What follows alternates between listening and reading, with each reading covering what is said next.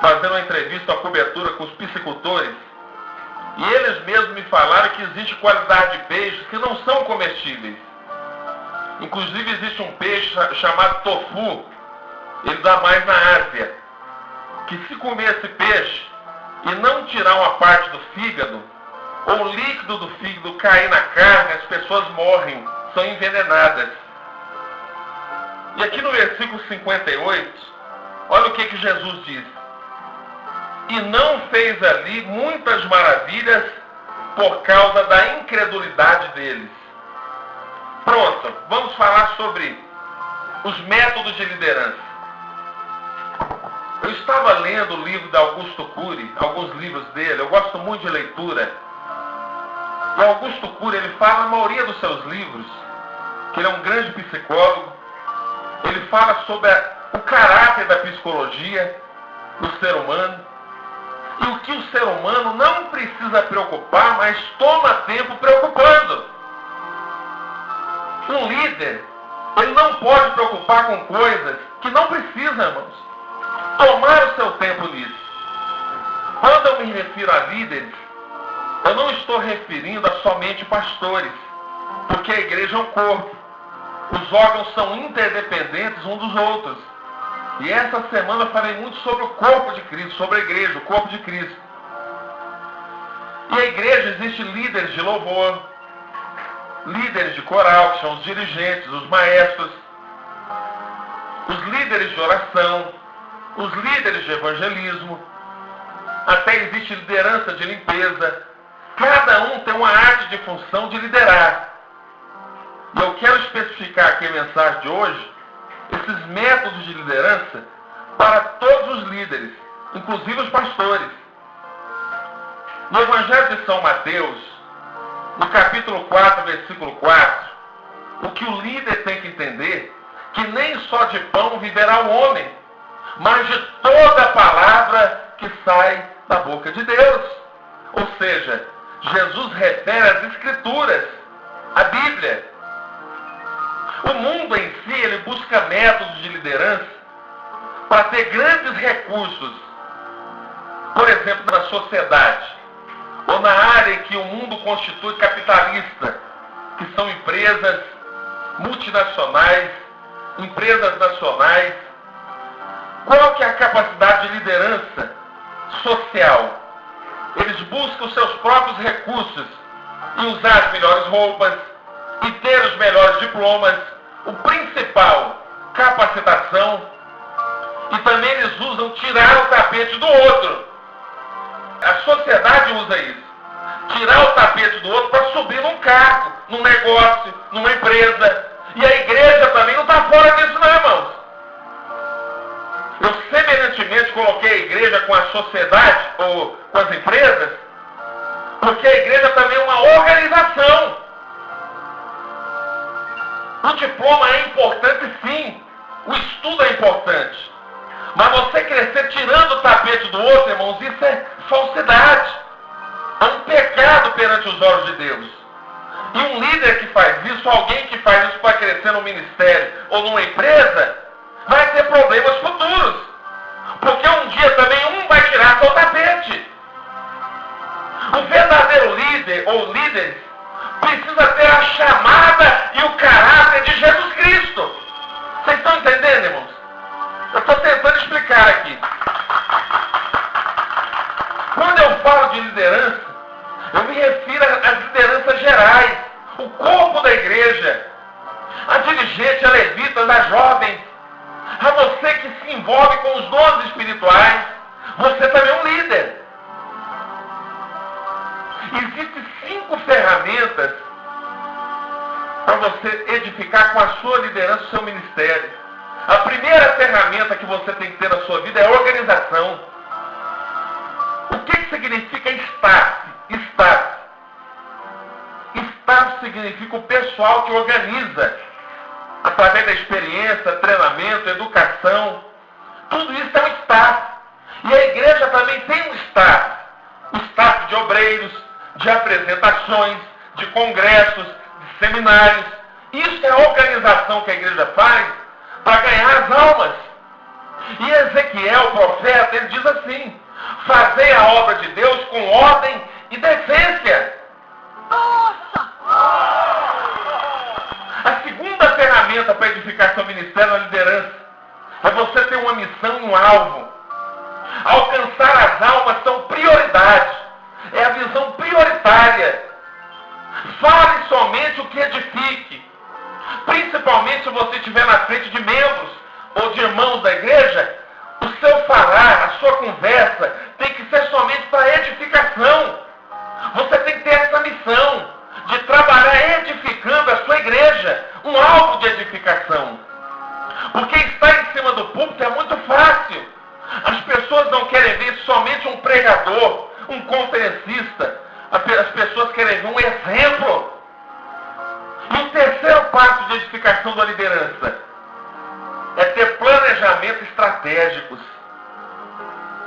O seu trabalho ele tem obrigação de promover crescimento. O que Jesus fala? Que o vosso fruto permaneça.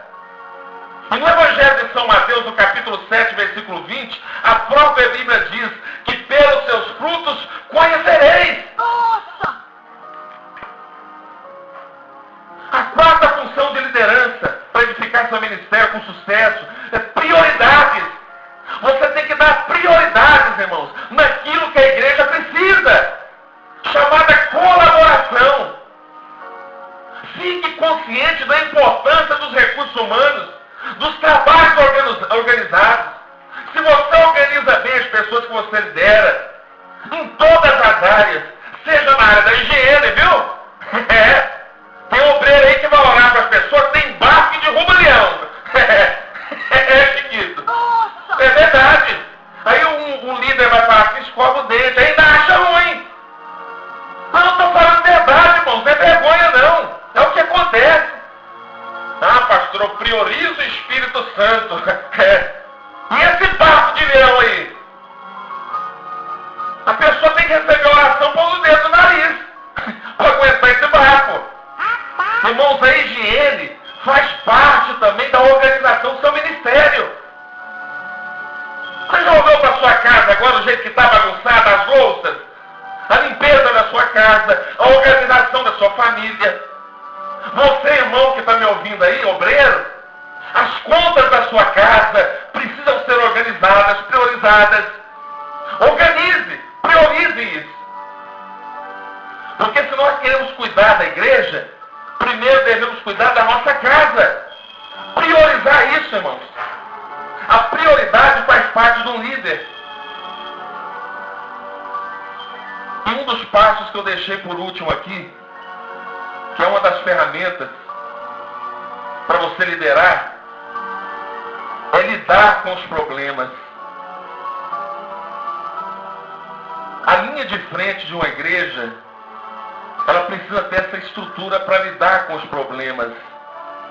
Problemas não são índices ou sinônimos de derrotas.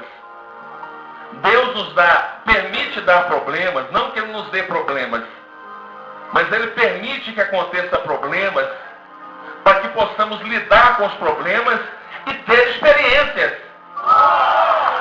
Forte demais, irmãos. 1 Pedro 5,7 diz: lançando sobre Ele toda a vossa ansiedade, porque Ele tem cuidado de nós. Problemas na igreja não se resolvem com cara ruim, irmã, com ignorância. Existem pessoas ignorantes que são levantadas a obreiros e os pastores têm que tomar cuidado em levantar essas pessoas. Senão vai trazer problemas no seio da igreja. Tem pessoas que, em vez de resolver problemas, trazem são mais problemas em cima daquele problema. Ficam o dia inteiro fofocando e não resolve nada. Disse-me, contendas. É a mesma coisa no povo no deserto. O povo no deserto de Sim, o povo de Israel. Eles andavam em círculos.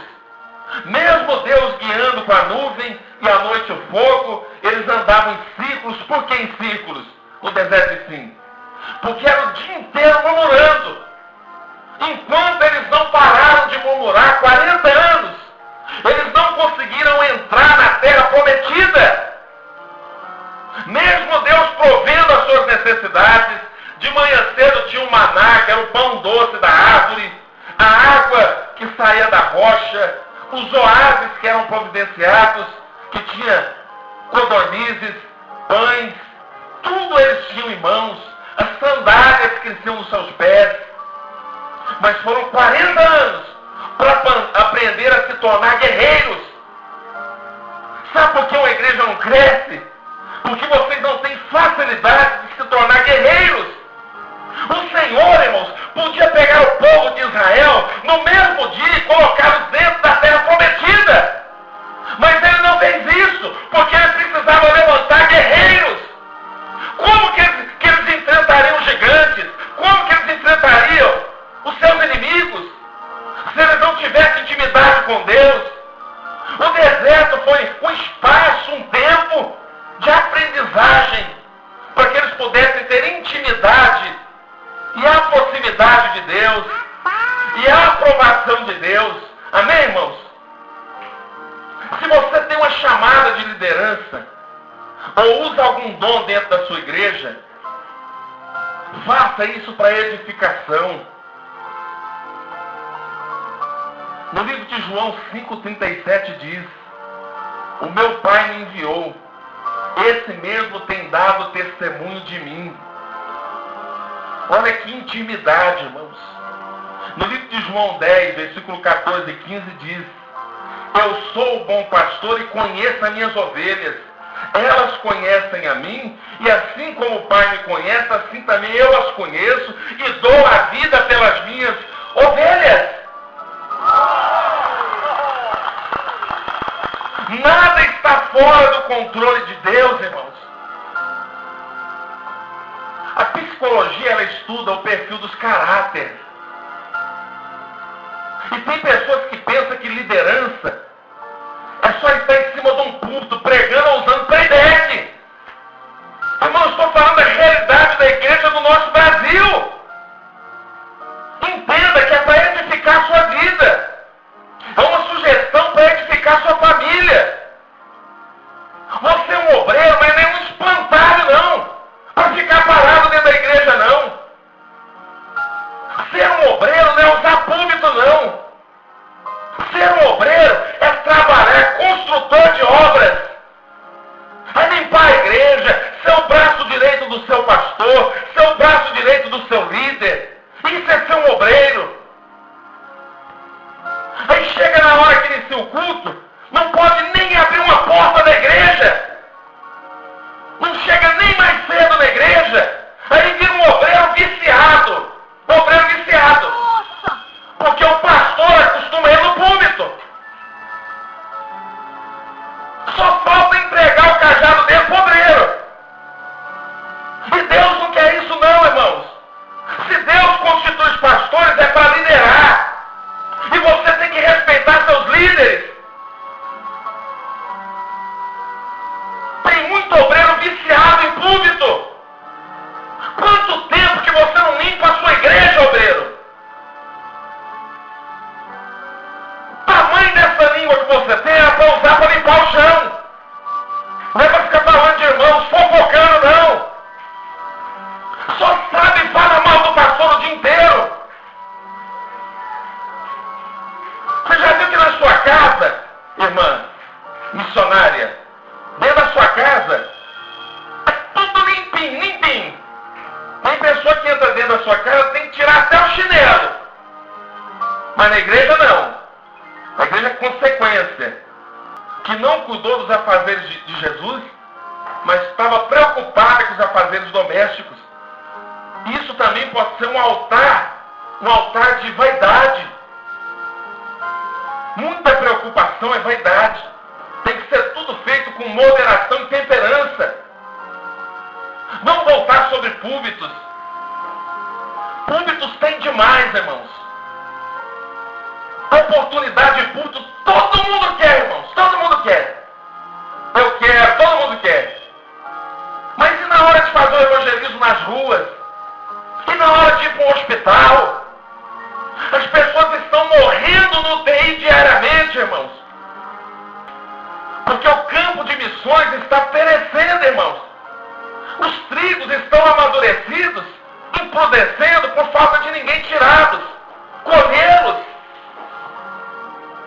O que tem de conferencista por aí só pensando em sapato e suspensório? Só sapato e suspensório. Eu não sou contra ter um sapato bom, não. Eu gosto de sapato também. Mas tem pessoa que só pensa em tênis e suspensório. Vai ver se ele ajuda a igreja dele. Vai ver se ele limpa a igreja dele. Se ele faz evangelismo para trazer almas. Todo mundo está preocupado em sapato. E as almas, irmãos? E o servir a Deus, irmãos? E o servir a obra? Você pode até dizer com as suas palavras: eu coopero, eu sirvo em igreja tal. Será que você serve mesmo? Será que você congrega mesmo? Igual você fala? Porque congregar significa estar junto, estar presente, ter atividades. Será que você congrega mesmo? Cultua? Porque falar é muito fácil, irmãos. Pregar em rádio é muito fácil. Mas e viver o evangelho, irmãos? E ter o caráter que Cristo tinha, ser verdadeiro, honesto, ser um bom pagador das suas contas, um bom esposo, uma boa esposa, um bom filho. Mas gasta os créditos do celular tudinho para falar mal da igreja. Eu não concordo, pastor. Chega a entortar o pescoço. Não é? Você entorta o pescoço para falar com o pastor. Não concordo, não concordo. E quem somos nós para não concordar, irmãos? A obediência, ela quebra maldições. Por isso que você está com essa vida miserável.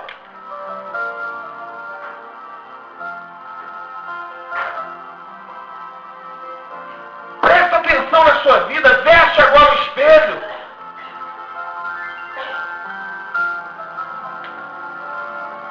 O Espírito Santo, ele se entristece, irmãos. Porque estamos vivendo igual os fariseus. O cristianismo está se definhando. Há 20 anos atrás, tinha os Mercedes-Benz, aqueles caminhão 1113, toquinho. A gente reunia 30, 40 irmãos, subia em cima do caminhão e ia orar nas vigílias. Hoje você vai chamar um irmão para ir na vigília, parece que tem que tirar amarrado. Tem que puxar pelo braço.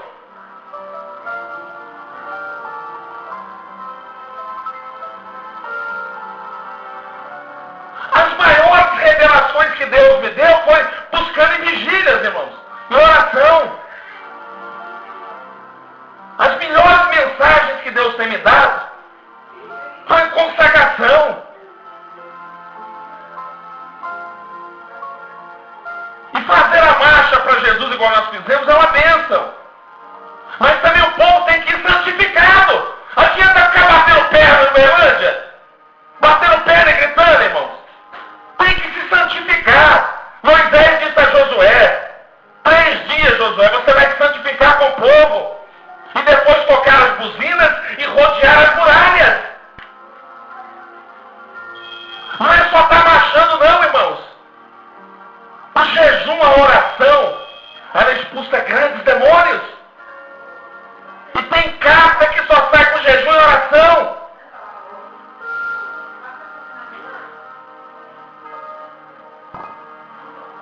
A igreja precisa de servos.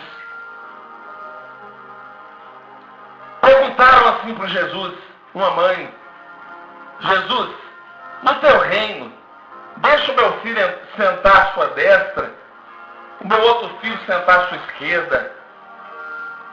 Aí Jesus disse à mulher: o maior no meu reino, o que quer ser maior aqui, é aquele que serve mais. É aquele que é mais humilde. Nossa!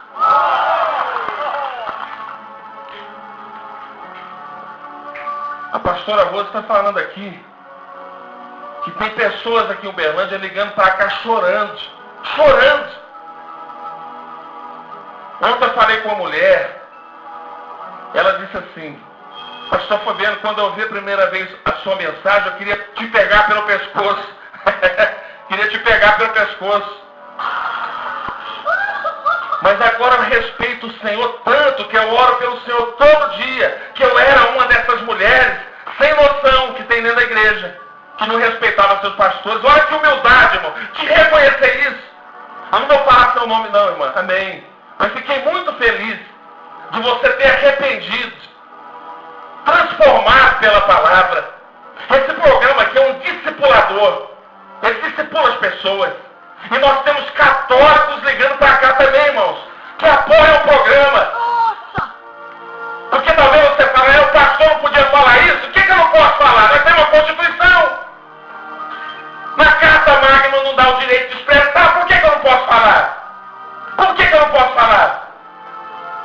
Eu tenho essa liberdade diante da lei. Contar piada o dia inteiro, o povo não conta. Você vê com isso às 3 horas da tarde, passando mulher pelada na televisão. Por que eu não posso pregar aqui? Eu tenho uma Carta Magna da Constituição que me defende. Nós estamos num país laico, que respeita as religiões. E nós temos católicos aqui que apoiam o programa, porque vê veracidade. E eu louvo a Deus por isso. A pastora Rosa está pedindo para mandar um abraço para o irmão Rogério. Irmão Rogério, que Deus te abençoe, meu filho. No bairro Alto, Moarama 2. Ele quer a gravação dessa palavra. Nós vamos fazer o possível, irmão Rogério. Vai lá hoje na Fé Inteligente. Esteja lá conosco. Nós vamos estar lá às 19h30, irmãos. Orando. Se você crê que eu sou um profeta de Deus, eu vou orar e o mal tem que sair da sua vida.